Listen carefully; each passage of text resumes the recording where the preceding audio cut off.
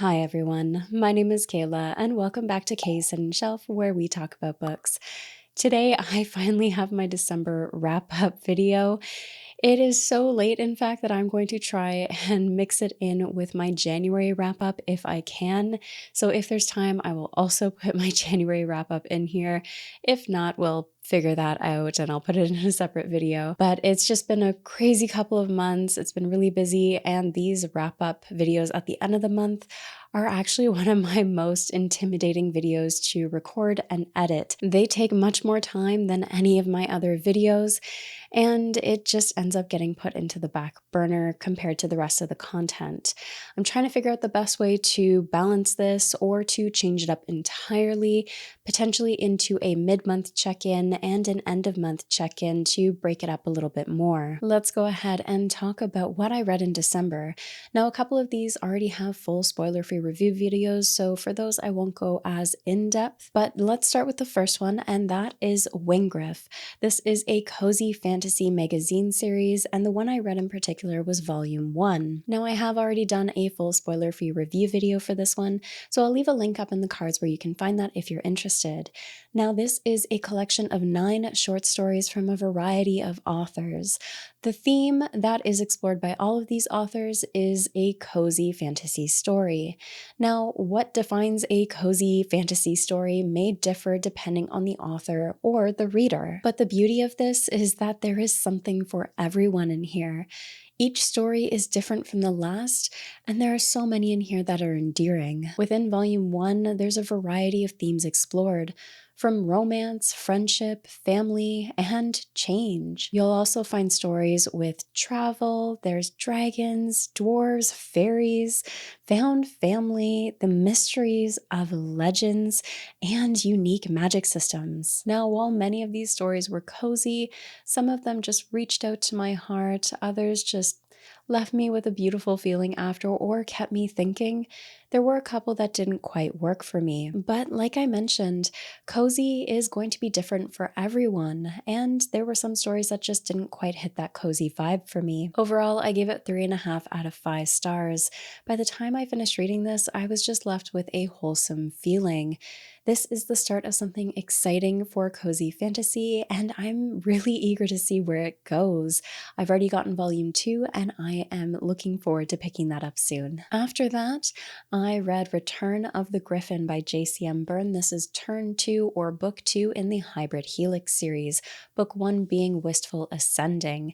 With this being the sequel after a book I thoroughly loved, which was Wistful Ascending, I was so excited to get into this. Now, I will say offhand, this has a different tone to it than Wistful Ascending did. Before we get into that though, let's go into the story's overview, and I'm gonna try and keep this brief because I don't know how else to describe it. The Earth is under attack by giant land sharks. Heroes have laid down their lives in order to protect the people of Earth. However, despite that, millions have died and cities have been destroyed. Survivors band together and go out into space to try and find Hyperion, thinking that he would be able to save Earth as he had done in the past. The only problem being Hyperion is dead. Rohan hears of the devastation back on Earth and returns home to try and save the planet.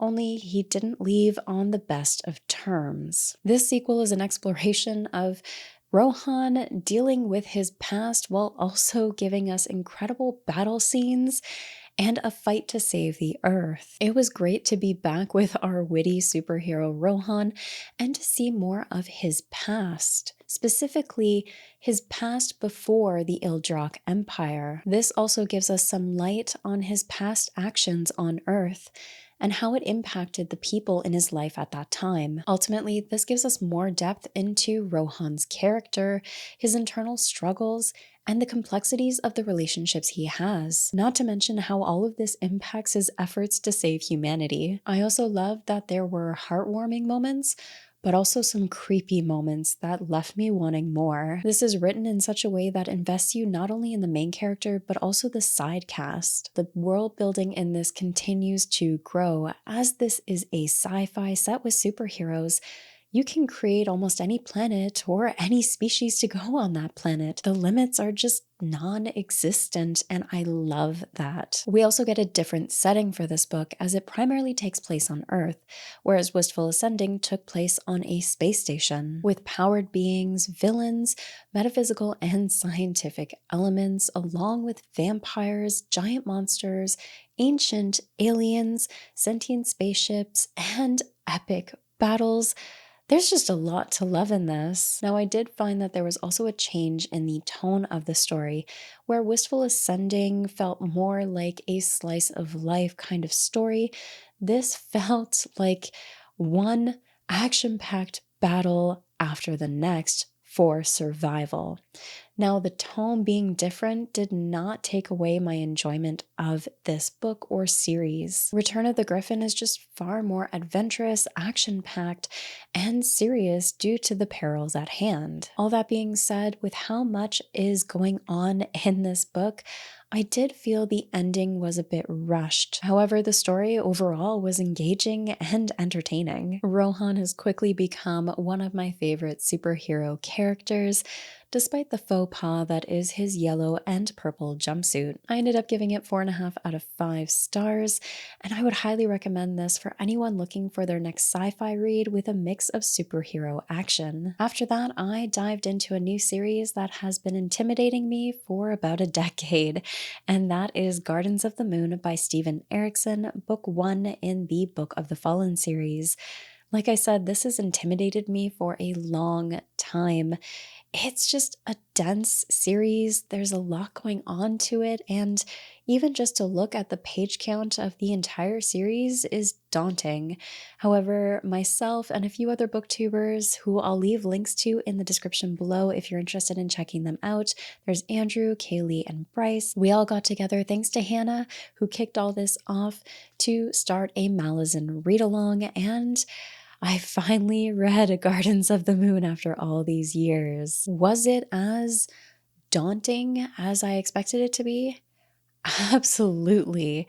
I spent a good half of this book being confused. And I'm not just talking the first half of the book or the second half of the book.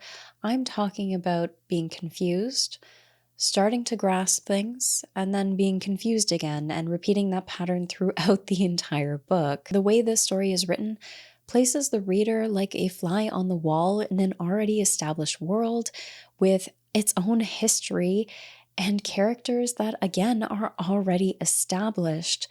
It just puts you in and takes you off. For that reason, I don't really feel fit to review this in full until a reread.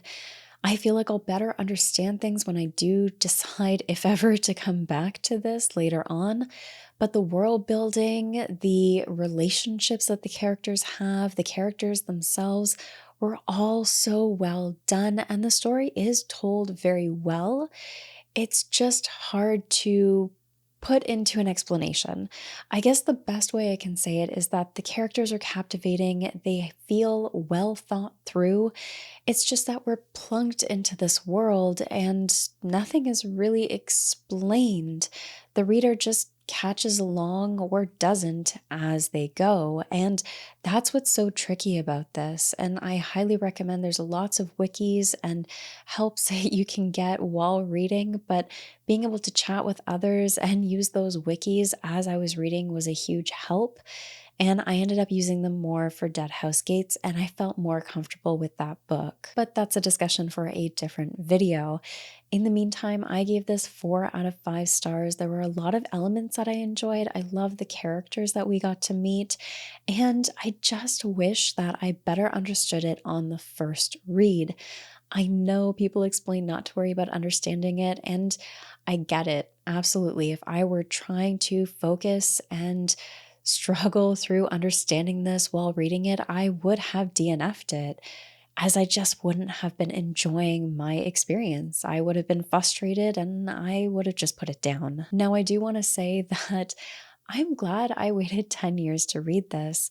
If I had tried to read this sooner without having the friends and the connections that I did to boost me through this, to help support me and encourage me and just giving advice or giving me resources when I did feel frustrated.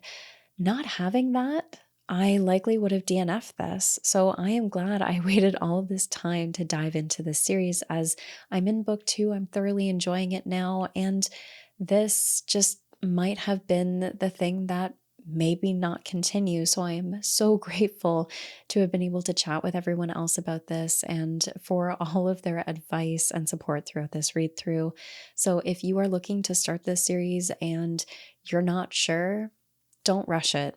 Just wait for when you are ready, or try and reach out to others who might want to read it with you to help with that experience. But really, there's no rush. This is a great read so far, but it's also the kind of read that you need to be in the right frame of mind to start. After that, I jumped right into The Blood of Outcasts by D.A. Smith. This is a self-published Japanese-inspired epic fantasy and a bloody start to a new series by an author to watch. Now, I've already done a full spoiler-free review video for this one, so I'll leave a link up in the cards where you can find that. And I will say that I did receive this copy in exchange for an honest review from the author. The story's overview here is that Masako, the main character you see on this epic cover, escapes death, and she is hellbent on revenge against the Lord Cancel, who killed her master and left her clan in pieces. A curse runs through her vein, and the gods born answer. Given a second chance, Masako must unite the outer clans, move past old rivalries, and face annihilation at a sect of sorcerers and their silent invasion. Only Masako is meant to be dead. If you're looking for a bloody story with great fight scenes, political scheming, grimdark elements, and unlikable character, all set in a Japanese-inspired world, you have come to the right place. Now, this is told in first-person, present-tense narrative through the eyes of an unlikable character, Masako. Now, I will say the one aspect that I think will be a bit divisive for readers will be the choice in writing style. For myself, it took me about 40% of the book before I finally felt comfortable with it. At that point, I just ended up associating the writing style choice with Masako's personality and the culture of the world we see. Masako herself is a hot-tempered warrior who would rather rely on her sword to do the talking. Valuing honor, loyalty, and justice, Masako is focused on her goal to achieve revenge, but also restoring her clan. As a single-minded and angry character, I found Masako to be a refreshing protagonist. And while Masako is an unlikable character, I did appreciate that she did get some character development throughout the story. While the world building felt familiar in a lot of ways, if you've read manga or watched anime, for example, there was just something that I would have liked to see more of. In particular, that was the magic system and the meters. They play a large role in the story, but aren't explored much. This is something that left me struggling to understand how it all worked. Now, I will say that I did read the second book in January, and it does give us more exploration of that, so I was really appreciative of it. In the end, this was a great revenge story with demons, political scheming, bloody battle scenes, caste system, samurai, and a bit of magic to top it all off. Despite this taking me longer to settle into, I ended up enjoying the story and Masako's character. Ultimately, I think this is a book that may not be for everyone, and that's all the more reason for you to pick it up and try for yourself. Overall, I gave it 3.5 out of 5 stars. There was lots to love in this, and like I said earlier, I think the most divisive thing in this book will be the choice of writing style, and for myself, I just ended up associating that with Masako's personality. I've already read book 2, and spoiler alert, I also really enjoyed that one. And the last book I read in December was actually a classic, being Wuthering by Emily Bronte. This wasn't planned. I found out that Evie and Tori were reading this, and I just had to join in.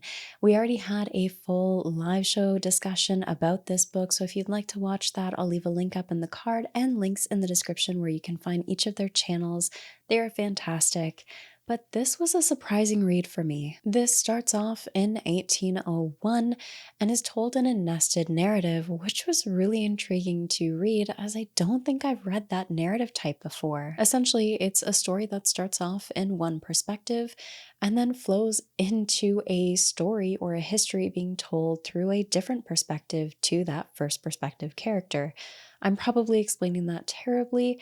However, that is the experience I got from it. This story is more complicated than I thought it was going to be, with an exploration of generational trauma and mental illnesses. It just was a lot more in depth than I thought it was going to be, following these characters' lives throughout generations and how that impacted the newer generations and their behaviors.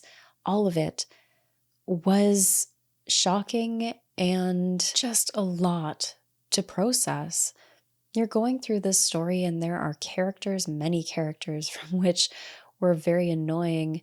There was really only one character that saved this from being an outright rage read for me. However, I thoroughly came to enjoy the characters I read because of what they represented. They represented complex characters that were deeply troubled.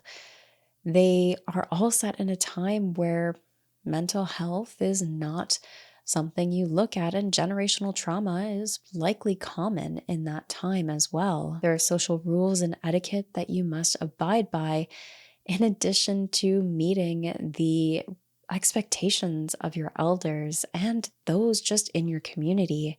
Because this is also set in what seems to be a more isolated town, there's just a lot more that can go wrong. Really, this was a compelling read. I think I read this in 2 days with the audiobook and the physical copy here. And as you can see, I did take some notes along the way because there were just so many thought-provoking lines, but also so many hints that are dropped throughout this book. I don't even think I scratched the surface of it. This was just more than I expected, and I still think about this quite often. The characters, what happened, all of it. If you haven't read this and you've been thinking of picking it up, I would say go for it, but be mindful that this does touch on mental health and gaslighting and trauma, so just be mindful of that. For myself, this was so worth the read. I really enjoyed it. I love the themes that were explored, and there are still scenes that I think about and still bring that shocked feeling that I initially had. Overall, I gave it 4 out of 5 stars. And I really would love to hear your thoughts on this if you've read it or you plan to pick it up. Do you think it's something that you'd enjoy? That is everything I read in December. Now, I'm actually having technical issues while trying to record this, so I will have to record my January wrap up separately. So that will be in an upcoming video. I apologize for the delays on these. I'm hoping to get that sorted out soon so that they are coming out on a regular schedule. And in the meantime, I'd love to know, what have you been reading lately? I know it's been a few months since December, but whether it was January or February, I'd love to know what you've got going. What has been your favorite read of the new year? Let me know in the comments down below. I'd love to hear from you. As always, thank you for watching and take care of yourselves.